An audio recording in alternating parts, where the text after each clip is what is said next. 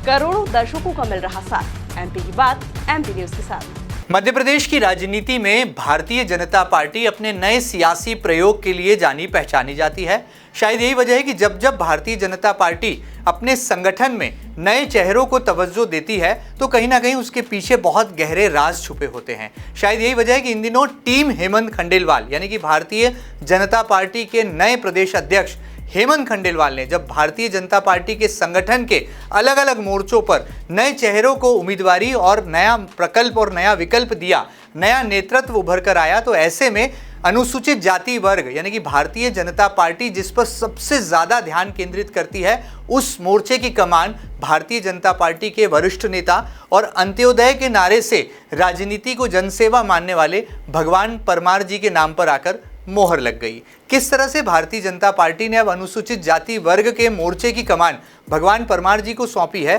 और क्या रणनीति अब आने वाले दिनों में रहेगी, क्योंकि लगातार विपक्ष यानी कि कांग्रेस अनुसूचित जाति वर्ग को अपना गारंटेड वोट बैंक मानता आया है। ऐसे में बीजेपी के लिए क्या ये कोई चुनौती है और नई कमान मिलने के बाद भारतीय जनता पार्टी के अनुसूचित जाति मोर्चे के अध्यक्ष भगवान परमार जी क्या कुछ रणनीति के साथ मैदान में उतरने वाले हैं, आइए जानते समझते हैं। और एमपी न्यूज़ के इस खास सेगमेंट में मध्य प्रदेश भारतीय जनता पार्टी के अनुसूचित जाति मोर्चे के अध्यक्ष भगवान परमार जी की सीधी बात को सुनते समझते हैं। भगवान जी, आपका बहुत बहुत स्वागत है एमपी न्यूज़ टीवी में। आपका बहुत बहुत स्वागत और बहुत बहुत धन्यवाद कि आपने अपने व्यस्ततम समय में से समय निकाला और हमारे दर्शकों को आज आप रूबरू होने के लिए हाजिर हुए हैं। परमार साहब, सबसे पहला सवाल, सबको ये लग रहा था कि कोई सीनियर विधायक आएगा, कोई ऐसा कद्दावर चेहरा आएगा जो कि भारतीय जनता पार्टी के अनुसूचित जाति मोर्चे का नेतृत्व करेगा, लेकिन भारतीय जनता पार्टी ने आपके नाम पर मोहर लगाई और एक तरह से चौंका दिया। तो कैसे ये जादू हुआ और कैसे आपका नेतृत्व के लिए चयन हुआ? जहाँ तक सीनियर की बात है जी, तो मैं भी सीनियर की श्रेणी में आता हूँ जी, क्योंकि मैं 94 में एससी मोर्चे का मंडल का अध्यक्ष रहा हूँ। जी, जी, जी, उसके बाद 2000 में मेरे को भारतीय जनता पार्टी ने जिला पंचायत का जब चुनाव लड़ा है, जी, तो चुनाव के समय भी ऐसी स्थिति चौंकाने वाला ही भारतीय जनता पार्टी का निर्णय रहता है जी, जी, कि मैं एक इंदौर में कहीं बैठा हुआ था और अग्निबाण पेपर पढ़ रहा था जी, और उसको पढ़ते पढ़ते जब आखिरी के पेज पर गया तो 9 नंबर से भाजपा प्रत्याशी भगवान परमार। तो उसके बाद जिला पंचायत जीते, फिर मेरे को उस समय जिले का अध्यक्ष बना अनुसूचित जाति मोर्चे का। उसके बाद मैं संभाग का प्रभारी रहा, 2 बार संभाग का प्रभारी रहा, फिर प्रदेश का प्रशिक्षण प्रभारी रहा। उसके साथ साथ जिला पंचायत भी मैं लगातार जीतता गया, जनपद अध्यक्ष भी रहा। जी, जी, बिल्कुल। और अभी वर्तमान में मैं प्रदेश का महामंत्री भी हूँ। जी, जी, और पार्टी मेरे को अन्य राज्यों में भी जहाँ जहाँ विधानसभा होता है, जी, जी, जम्मू कश्मीर में भी रहा, जी, और यहाँ लोकसभा का चुनाव जल्दी हो गया था और यूपी में बाद में हुआ। जी, जी, तो वाराणसी भी मेरे को प्रभारी 6-7 दिन के लिए मेरे को काम करने का अवसर प्राप्त हुआ। उसके बाद जम्मू कश्मीर, फिर महाराष्ट्र के बाद फिर दिल्ली 2-2.5 महीने रहा, और अभी 15-20 दिन दीपावली के पहले जाके बिहार में भी मैं काम करके आया। काम करने के बाद दीपावली की छुट्टी खत्म होने के जैसे ही बात त्यौहार खत्म होने के बाद मैं वापस बिहार पहुंचा। एयरपोर्ट से जैसे ही नीचे उतरा गया जी, और मेरे को सूचना आ गई कि आपको प्रदेश अध्यक्ष बना दिया गया है। जी, जी, और मेरे को भी मालूम नहीं था जी, और जैसे भारतीय जनता पार्टी के वरिष्ठ मंत्री जी, और राष्ट्रीय नेता कैलाश जी ने भी बताया कि निशांत जी का और गौरव रणवीर जी का तो मेरे को मालूम था, पर इनका मालूम नहीं था। तो भारतीय जनता पार्टी है ऐसे चौंकाने वाला ही काम करती है। जैसे मेरे को मालूम नहीं था और मेरे को पेपर से अखबार से मालूम पड़ा जब पहली बार 2000 में जिला पंचायत लड़ा, वैसा का वैसा ही है। तो ये मेरा जो निर्णय है, पार्टी ने शायद मेरा इतने समय का काम को देखते हुए शायद निर्णय लिया है, और मैं उस पर पूरा खरा उतरने का काम करूँगा। हमने देखा भगवान परमार जी की राजनीति में लगातार जो लोग बयान देते हैं या जो लोग चर्चाओं में बने रहते हैं, उनको बड़े दायित्व, उनको बड़ा नेतृत्व पार्टी बढ़ाती है, लेकिन भारतीय जनता पार्टी इसके उलट काम करती है और अंत्योदय का नारा आपकी पार्टी लगातार बुलंद करती है। क्या वाकई में भारतीय जनता पार्टी के राज में अंतिम पंक्ति में खड़े व्यक्ति की सुनवाई होती है और अंतिम पंक्ति में खड़े व्यक्ति तक क्या विकास पहुंच पा रहा है? क्योंकि उसी अंतिम पंक्ति के व्यक्ति के कल्याण के लिए भारतीय जनता पार्टी ने आपको ये बड़ी जिम्मेदारी सौंपी है। सिंह साहब, ऐसा है जब हमारा जनसंघ की स्थापना जब हुई थी, इसी उद्देश्य को लेकर हुई थी। दीनदयाल उपाध्याय जी और श्यामा प्रसाद मुखर्जी ने जो स्थापना की थी, इसी चीज़ को कि कांग्रेस उस विषय से भटक रही थी, राष्ट्रवाद से भी, और जो वास्तव में हमारा देश सालों से गुलामी की वजह से बहुत पिछड़ा हुआ देश था, वो शोषित पीड़ित वंचित लोगों की वास्तव में विकास और मुख्य धारा से जोड़ने का था, वो इन्होंने नहीं किया। इसी विषय को लेके और जब स्थापना हुई तभी दीनदयाल जी ने बोला था कि सबसे अंतिम पंक्ति की शोषित पीड़ित वंचित की सेवा होना चाहिए। वो उसी विषय को लेके भारतीय जनता पार्टी जब आगे बढ़ने लगी, क्योंकि नेहरू जी तो पहले प्रधानमंत्री थे कांग्रेस के, उन्होंने ही बोला था कि देश से गरीबी को दूर करना है, और उनके जितने भी प्रधानमंत्री हुए, इंदिरा जी से लगा के नेहरू जी, राजीव जी और नरसिम्हा राव जी हो या मनमोहन सिंह जी, इनके सबके नारा यही रहे कि गरीबी को हटाना है, गरीबी को हटाना, ये नारा रहा। वास्तव में गरीब को भी जब समझ में आया कि ये सिर्फ नारा देते हैं, तो फिर गरीब ऑटोमेटिकली कांग्रेस से हटने लगा और भारतीय जनता पार्टी के साथ जुड़ने लगा, और भारतीय जनता पार्टी की सरकार फिर प्रदेश में और केंद्र में जब बनने लगी तो वास्तव में गरीबों का उत्थान होने लगा। और यही है, मतलब जिस प्रकार से जुड़ने लगे एससी के लोग, और तो उनके लिए भारतीय जनता पार्टी भी खरी उतरी। आज भारतीय जनता पार्टी की सरकारों में एससी की समाज का बहुत उद्धार हुआ।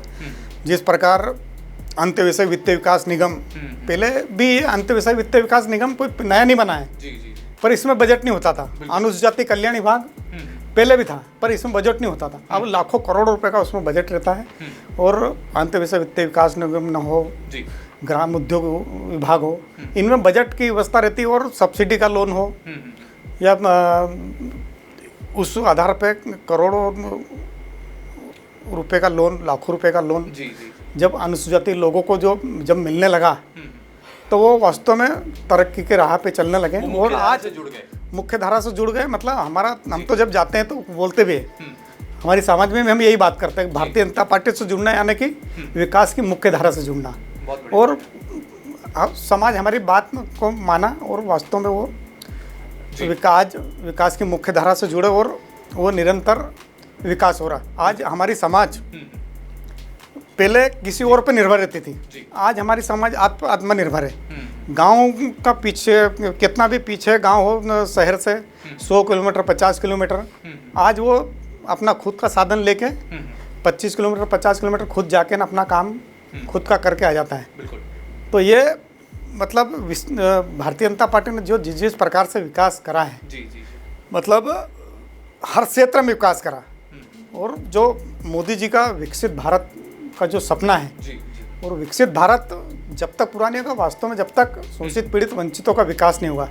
इसमें खेती के लिए आज शिवराज सिंह जी मुख्यमंत्री थे, दिग्विजय सिंह को तो बोला था कि नर्मदा जी कभी आ ही नहीं सकती, और शिवराज सिंह जी ने उसको साकार करा, और हमारे वर्तमान के मुख्यमंत्री मोहन यादव जी उसको आगे बढ़ा रहे, और आज गांव-गांव खेत तक पानी जा रहा है। और पहले 6-7 लाख हेक्टेयर में खेती होती थी, और आज 60-65 लाख हेक्टेयर में, यानी कि हमारे जो समाज के जो 2-2 3-3 बीघे ज़मीन थी, हेक्टेयर ज़मीन थी, आज वो खेती कर रहे हैं, और उससे उनका बहुत आर्थिक रूप से ऐसे बहुत चीज़ें हैं। और इन्होंने आज जब वोट हमारे इनके से खसकने लगे, तो आज ये नारा दे रहे हैं कि आपका आरक्षण ख़त्म कर देंगे, संविधान ख़त्म कर देंगे। तो ये चीज़ें अब उनको समझ में आ रहा कि वोट को अपन किस प्रकार से, और देखो कांच की हंडी एक बार ही चढ़ती है। लोकसभा में इन्होंने इस प्रकार से करा और बवंडर पूरा देश में मचाया, और वो चीज़ हमने तो यहाँ पे तो लागू नहीं हुई, पर हमारा नुकसान हुआ बहुत जगह। पर उसके बाद जब चुनाव हुआ, मुद्दे इनके यही थे, वही संविधान लेके घूम रहे थे। फिरोज खान का बेटा राहुल गांधी, हाँ, फिरोज खान का पोता राहुल गांधी, जब वो संविधान को लेके घूम रहे थे और बता रहे थे, लोकसभा के बाद फिर बताने लगे वो, तो फिर यकीन नहीं करा जब तक हमने उसको लोगों के बीच में जाके सारी सच्चाई सामने लाई कि वास्तव में जिन्होंने संविधान नहीं बनाया उनका सम्मान नहीं करा, जिसको अनुसूचित जाति भगवान के रूप में मानती है, उनको पूजती है, उनका सम्मान नहीं करा, उनको सारी चीज़ें हमने फिर याद दिलाई कि वास्तव में इन्होंने बाबा साहब के साथ में क्या क्या करा। उनको 2 बार चुनाव हराने का काम करा, उनका डेट होने के बाद मृत्यु शरीर उनका 2 दिन तक दिल्ली में पड़ा रहा, उनको 2 गज ज़मीन अंतिम संस्कार करने के लिए दी, और उनको जब बॉम्बे लाया गया, और बॉम्बे में जब उनका अंतिम संस्कार तो ऐसी जगह हुआ कि पूरा फैक्ट्री का गंदगी, नाला पाला और कचरा जो जाता है, ऐसी जगह के अनुसूचित जाति के उनके जो अनुयायी उनके पास जाए नहीं और उनका नाम नहीं चले, और कोई इस प्रकार की सोच के साथ में करा।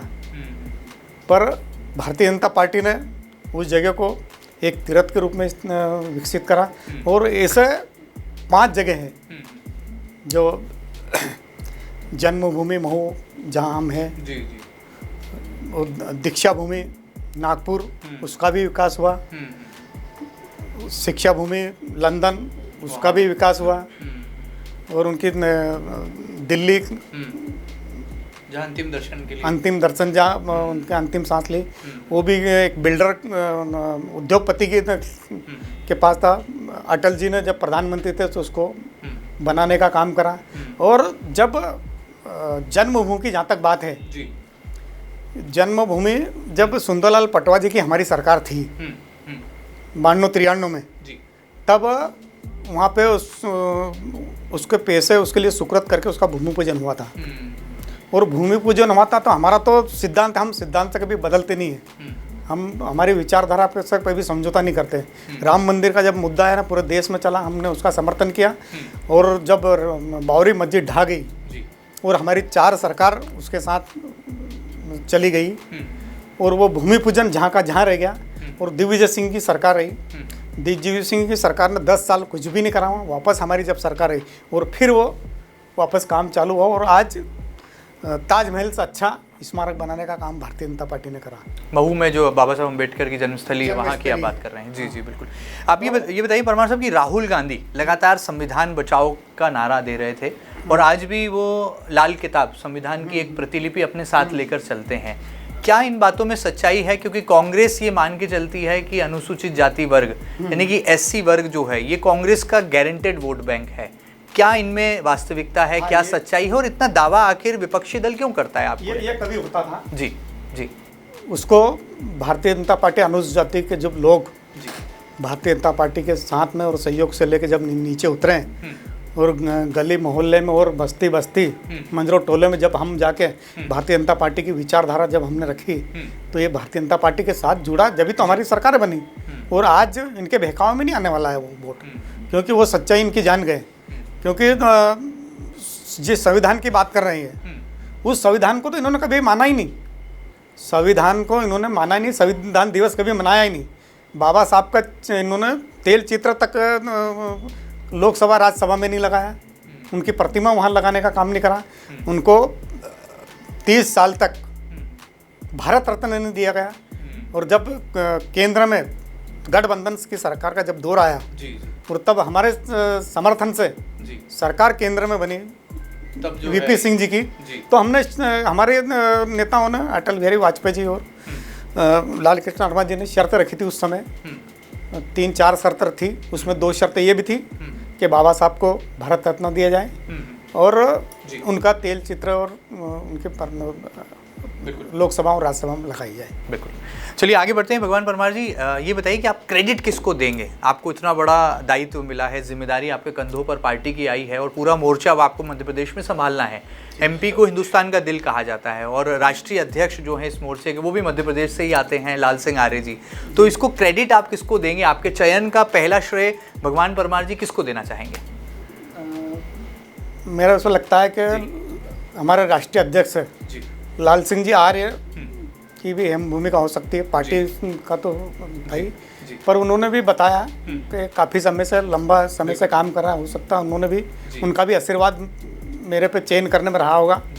और हितानंद जी और हमारे प्रदेश अध्यक्ष और डॉक्टर मोहन यादव जी से भी मेरा और निर्वाचन क्षेत्र और उनका बिल्कुल लगा हुआ है, तो वो भी मेरे को बहुत समय से जानते हैं। तो और मैं महामंत्री होने के नाते मैंने प्रदेश में बहुत काम करा और हितानंद जी के दिशा निर्देश पे ही मैंने काम करा। और जहाँ जहाँ उन्होंने जिस जिस प्रदेश में मेरे को भेजा वहाँ रहा था, तो वो सबके मिलना जुला ही निर्णय है। मतलब ये कहा जा सकता है कि सबका सर्वसम्मति से फैसला लिया गया और आपके नाम पर मोहर लगी है। अच्छा, एक और राजनीतिक गलियारों में चर्चा है कि जब जिला पंचायत अध्यक्ष के चुनाव थे तब भी जो है भगवान परमार जी का दावा सर्वोपरि था और इंदौर जिले में आपके नाम को लेकर एक सहमति का वातावरण भी था, लेकिन अंतिम पलों में कुछ राजनीतिक समीकरण पलटे और निर्णय जो है किसी और नाम के साथ हो गया सर्वानुमति से। तो क्या ये माना जाए कि उस समय जो निर्णय हुआ था उसकी परिणति है कि अब आप प्रदेश अध्यक्ष हैं? नहीं, ऐसा नहीं है जी, क्योंकि ये तो काम के आधार पर ही तय होता है, क्योंकि बड़ी जवाबदारी है जी। किसी जगह कहीं चूक हो गई और कहीं वहाँ अगर कोई चीज़ नहीं मिली तो इसका मतलब ये नहीं कि किसी कोई भी जवाबदारी दे दें। वो सिंह साहब, मेरा तो इस प्रकार का सोच है शुरू से ही। जी जी बिल्कुल। मैं कर्म में विश्वास करता हूँ, कर्म आदमी हूँ। वो नहीं मिला तो मैं फिर अपने काम में लग गया और करते करते जो पार्टी ने जो दिया वो मेरे को 2005 में भी मैं जिला पंचायत अध्यक्ष बन सकता था, उस समय भी नहीं बना। 2015 में मेरा सीनियरिटी थी, जिला पंचायत उपाध्यक्ष मेरे को ही बनना था। पार्टी की जिस हिसाब से मेरे को आगे किया था उस समय भी, पर बहुत सारे कारण रहते हैं पार्टी को कहीं और उपयोग में लेना हो, तो इसलिए वो चीज़ें सब रहती है। मतलब हो सकता है आपकी पार्टी अन्याय नहीं करती है? नहीं, वो तो संभव ही नहीं है। तो मैं तो एक बहुत छोटा सा कार्य करता हूँ, मेरे को उस कोई बात का कोई मलाल नहीं है कि मैं जिला पंचायत अध्यक्ष नहीं बना है कि नहीं। छोटा सा कार्यकर्ता को अगर उन्होंने मेरे तो परिवार में कोई पंच भी नहीं रहा, और मैं जब जिला पंचायत का सदस्य 2000 में जब बना तो मैंने तो कभी पंचायत का दरवाजा भी नहीं देखा था पंचायत क्या होती है, पर उन्होंने बनाया, मेरे को तो मालूम नहीं था, पेपर से मालूम पड़ा। बिल्कुल। तो चलिए आगे बढ़ते हैं। परमार साहब, राजनीति जो है ये बड़ा चुनौतीपूर्ण क्षेत्र है, और ऐसे में क्या मानते हैं वर्तमान राजनीतिक हालात जो आप देख रहे हैं मध्य प्रदेश में, क्या रणनीति आपकी होने वाली है? कैसे आपके प्रवास कार्यक्रम होंगे? और मध्य प्रदेश की 230 विधानसभा सीटों पर क्या आपने ऐसे केंद्र बिंदु तय कर लिए हैं, और कब से आपके दौरे और प्रवास शुरू होने वाले हैं ताकि पार्टी को आप और मजबूती दे सकें? मेरा 7 तारीख से ही दौरे कार्यक्रम मेरा शहडोल, रीवा और सागर संभाग से चालू हो गए हैं। 6 तारीख से हम निकल जाएंगे और ये सब करके फिर उसके बाद में पार्टी जब भी पदभार ग्रहण का कार्यक्रम जब बनेगा उसके बाद पूरा प्रदेश के सभी जिलों का दौरा करके गठन करने के बाद फिर हमारा यही क्रम फिर चालू होगा। एक बार फिर पूरे प्रदेश का दौरा कार्यक्रम होगा। उसके बाद में जो रणनीति के साथ क्या क्या रणनीति बनती है, हम पूरे संगठन के साथ प्रदेश अध्यक्ष, मुख्यमंत्री जी, संगठन मंत्री और हमारे मोर्चे के वरिष्ठ नेता के साथ बैठ के पूरी रणनीति बना के इसको हम करेंगे, और विपक्ष से के हर चीज़ का मुंह तोड़ जवाब देंगे। और हमारे पास तो बहुत कुछ है, हमने बहुत एससी वर्ग के लिए बहुत कुछ करा है, और इन्होंने कुछ करा नहीं, वो सब चीज़ हम इनके बहकाव में आएगी नहीं, आने भी नहीं देंगे हम।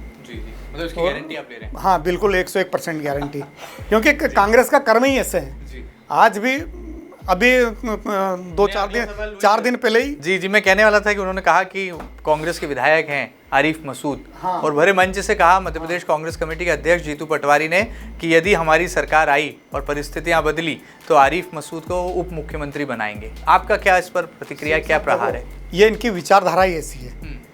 इनके देश के प्रधानमंत्री डॉक्टर मनमोहन सिंह जी ने भी कहा था कि अगर देश के संसाधनों पर अगर पहला अगर अधिकार है तो मुसलमान समाज का है।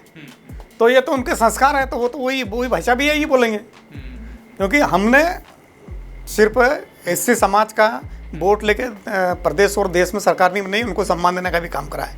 आज हमारा देश के अंदर 12 हमारे मंत्री है, केंद्र सरकार में 4 राज्यपाल हैं, और इस प्रकार से अगर प्रदेश में अगर देखा जाए राज्यसभा में इन्होंने 50-60 साल में एक आध लोगों को मुश्किल से भेजा होगा, और हमने 8-10 लोगों को अभी तक राज्यसभा में भेज दिया बहुत कम समय में एससी समाज के। और आज ये उप मुख्यमंत्री मुस्लिम समाज के बनाने की बात कर रहे हैं। हमारे कितने ही प्रदेशों में उप मुख्यमंत्री एससी समाज का है, तो हमने तो करके दिखाया। और ये मुसलमान समाज को बनाना चाहते हैं, हमने एससी समाज के बनाए हैं। और वास्तव में एससी समाज हकदार भी, आज भी शोषित पीड़ित वंचित लोग, आज भी बहुत सारे लोग गरीबी रेखा में जी रहे हैं। तो पहला अधिकार तो उनका ही होना चाहिए। चलिए आगे बढ़ते हैं। इन दिनों कांग्रेस पार्टी भी जो है मंथन के दौर से गुजर रही है और संगठन में बहुत उनके मंथन हो रहा है और लगातार दलित वर्ग को जो है वो बहुत साधने के प्रयास कर रहे हैं और पचमढ़ी में उनके तमाम जिला अध्यक्षों की एक पाठशाला भी चल रही है जिसमें वहाँ पर बारीकी से उनको ट्रेनिंग दी जा रही है। हर वर्ग को जोड़ने के लिए वो प्रशिक्षण ले रहे हैं और भारतीय जनता पार्टी की जो संगठन पद्धति है, कुछ ऐसा ही नज़ारा विपक्षी दल कांग्रेस में भी दिखाई दे रहा है। क्या आपके लिए कोई चुनौती तो नहीं है? पचमढ़ी की पाठशाला के बाद कांग्रेस कोई चुनौती आपकी पार्टी के लिए तो नहीं बनेगी? जी, इनमें कोई संगठन नाम की चीज़ नहीं है। ये पचमढ़ी में 4 दिन कितना मंथन कर ले, कुछ भी कर ले, संगठन नाम की कोई चीज़ नहीं है। और मैं चैलेंज देता हूँ कांग्रेस को कि मैं जितनी बैठक है, मैं हमारी जितनी एससी मोर्चे की प्रदेश में होगी, जितना हमारा अभियान चलेगा, ये इतना करके दिखा दें। भारतीय जनता पार्टी की बरोबरी करना, भारतीय जनता पार्टी इतना काम करना तो बहुत दूर की बात है। हमारा जितना एससी मोर्चा जितना मजबूत है, इतना इसके सामने कांग्रेस का ही नहीं है। चलिए भगवान जी, अब आप जो है मध्य प्रदेश के अध्यक्ष हो गए हैं, अनुसूचित जाति मोर्चे की जिम्मेदारी आपके कंधों पर है और अब इंदौर जिले से आते हैं। इंदौर जिले के ही जो कांग्रेस के ग्रामीण के अध्यक्ष हैं वो आप ही के एससी वर्ग से आते हैं, विपिन वानखेड़े। क्या आपको लगता है कि आपके गृह जिले में वो कोई चुनौती बन के खड़े तो नहीं हो जाएंगे? क्योंकि लगातार वो भी अनुसूचित जाति वर्ग पर काम कर रहे हैं और टारगेट आप दोनों का एक जैसा ही होगा और आपका गृह जिला भी यही है। कितना भी वो प्रयास कर ले, क्योंकि हमारी गृह क्षेत्र की जहाँ तक बात है, हम 70,000 के करीब जीते हैं। तो उससे ज़्यादा ही हम आगे जाके उसको बढ़ाने का काम करेंगे। हमारा टारगेट है कि जितनी भी हमारी एससी सीटें हैं, 35 की 35 तो जीतेंगे ही, साथ ही हमारी 230 विधानसभा में, प्रत्येक विधानसभा में हम 5 से 10,000 वोट का टारगेट लेके चलेंगे कि उनमें हम इतना 5 से 10,000 वोट बढ़ाएंगे। और प्रत्येक लोकसभा में 50,000 से 1 लाख वोट बढ़ाने का हमारा प्रयास रहेगा एससी मोर्चे का। और पूरी भारतीय जनता पार्टी के साथ सहयोग से पूरा हम उसको टारगेट को पहुंचाएंगे। मतलब विपिन वानखेड़े कोई चुनौती तो नहीं? कोई चुनौती नहीं, बिल्कुल भी कोई चुनौती नहीं है। मतलब आपने लक्ष्य अपना तय कर लिया, अटल है लक्ष्य आपका। चलिए आगे बढ़ते हैं। हमने देखा कि लगातार जब जब विधानसभा चुनाव आते हैं, जैसे आने वाले समय मिशन 2028 आएगा, उसके बाद लोकसभा के चुनाव मिशन 2029 के रूप में आएंगे और आपका भी नाम उन तमाम दावेदारों की फहरिस्त में हमेशा से रहता आया है। क्या आने वाले मिशन 2028 में या 29 में आप चुनाव लड़ेंगे या चुनाव लड़वाएंगे? क्या भूमिका में आप रहने वाले? सिंह साहब, ऐसा है जी, मेरे को जो जवाबदारी दी है, मैं उस जवाबदारी पे ही काम करूँगा। जिस प्रकार से पार्टी ने मेरे को विश्वास करके, भरोसा करके केंद्र और प्रदेश के संगठन ने मेरे को जवाबदारी दी, मेरा लक्ष्य जो मैंने निर्धारित करा है कि मेरे को प्रत्येक विधानसभा में 10,000 वोट बढ़ाना है और लोकसभा 50,000 से 1 लाख वोट, मैं उसी टारगेट पे काम करूँगा। चुनाव लड़ाना ये पार्टी का काम है, वो हमारा प्रदेश नेतृत्व और केंद्र नेतृत्व उनका काम है, वो तय करेगा। मेरा काम सिर्फ काम करना है। चलिए, बिल्कुल कहा जा सकता है कि कम शब्दों में ही सही, लेकिन अपनी राजनीति को अपने अंदाज में जो है जीते हैं और लगातार संगठन के जो संस्कार हैं वो परमार जी की बातों में साफ तौर पर जो है अभिव्यक्त भी हो रहे हैं। बहरहाल जाते जाते भगवान परमार जी प्रदेश अध्यक्ष बनने के बाद क्या वो पहला संदेश होगा और क्या वो पहला काम होगा जो कि आप करने वाले हैं और अनुसूचित जाति वर्ग के लिए, कल्याण के लिए, क्या आप कोई नई रणनीति के साथ मैदान में जुटेंगे? क्या संदेश आप एमपी न्यूज़ के माध्यम से देना चाहेंगे? देखो, संदेश की जहाँ तक बात है जी, तो योग संयोग और ऊपर वाले की कृपा ही समझ लो जी कि मैं जब इंदौर से फ्लाइट लेके दिल्ली होके जब गया जी उतरा, जैसे ही मेरे को प्रदेश का अध्यक्ष की घोषणा हुई और मैं भगवान बुद्ध के चरणों में जाके मैंने सर टेका। एक योग संयोग की बात है, मेरे को पटना होके जाना था पर पटना की फ्लाइट मिलने में दिक्कत आ रही थी। अच्छा, तो गया जी योग से गए और भगवान बुद्ध के चरणों में वहाँ, और जैसे ही वहाँ से फिर मेरे को आदेश हुआ कि आप दिल्ली आ जाओ, और दिल्ली से फिर मेरे को वापस इंदौर आना था। तो इंदौर आते जैसे ही मैं फ्लाइट से नीचे उतर के ने अंबेडकर जी की जन्मस्थली पे उनके चरणों में सर टेका, और वहाँ से फिर जब प्रारंभ हुआ हमारा कार्यालय पे आके ने श्यामा प्रसाद मुखर्जी और दीनदयाल जी की प्रतिमा पर माल्यार्पण किया, और वहाँ से जब गृह क्षेत्र मेरे सांवर जब गया मैं, तो अंतिम हमारा जो रैली का जो समापन जो था, स्वागत सत्कार जो भी पार्टी के लोगों ने मेरा जो किया, वो जाके फिर अंबेडकर जी के प्रांगण में ही जो उनकी प्रतिमा लगी है वहीं जाके समापन हुआ। फिर जाके मैंने वो माल्यार्पण किया। तो मेरा संदेश तो वो शुरुआत से ही साफ तौर पे मैंने दे दिया कि उस उद्देश्य को लेके अंबेडकर जी की विचारधारा और भारतीय जनता पार्टी की विचारधारा को लेके हम, और जो काम केंद्र सरकार कर रही है, प्रदेश सरकार कर रही है, हमारे नरेंद्र मोदी जी जो वास्तव में उनका जो सपना है 47 तक विकसित भारत, जो सर्वश्रेष्ठ भारत, दुनिया में सबसे मजबूत भारत बने, उस सपनों को पूरा करने के लिए हम नीचे तक जाएंगे। और हमारे प्रदेश के मुख्यमंत्री जिस प्रकार से लोक कल्याण के और एससी वर्ग के लिए काम कर रहे हैं, उस काम को नीचे तक पहुंचाने का काम करेंगे। चलिए, कहा गया है शास्त्रों में भी इस बात का वर्णन है कि बुद्धम शरणम गच्छामि, और वाकई में ये राजनीति में एक संयोग है कि जिस वक्त आप गया जी में भगवान बुद्ध की शरणस्थली में थे, तब जो है आपको ये शुभ सूचना मिली और आपकी जिम्मेदारी जो है बढ़ा दी गई पार्टी में, और अब आप मध्य प्रदेश में अध्यक्ष की भूमिका में आ गए हैं। उम्मीद करते हैं कि अंत्योदय का नारा, यानी कि वाकई में अंतिम पंक्ति में खड़े व्यक्ति की यदि सुनवाई सरकार यानी कि सत्ता और संगठन में होने लग जाए तो सही मायनों में विकास और कल्याण की परिभाषा को परिपूर्णता मिल सकती है। उम्मीद करते हैं कि भगवान परमार जी अपनी इसी साफगोई के साथ जो है आने वाले दिनों में अपनी भूमिका निभाते हमें नजर आएंगे, और सही मायनों में जिस वर्ग को विकास की है ज़रूरत, उस तक वो विकास पहुंचाने में अपनी महती भूमिका भी अवश्य निभाएंगे। ये खास बातचीत आपको कैसी लगी हमें ज़रूर बताइएगा, और ताज़ा तरीन खबरों के लिए लगातार बने रहिएगा आपके अपने news channel MP news TV के साथ। फिलहाल इतना ही, नमस्कार। करोड़ों दर्शकों का मिल रहा साथ, MP की बात MP न्यूज़ के साथ।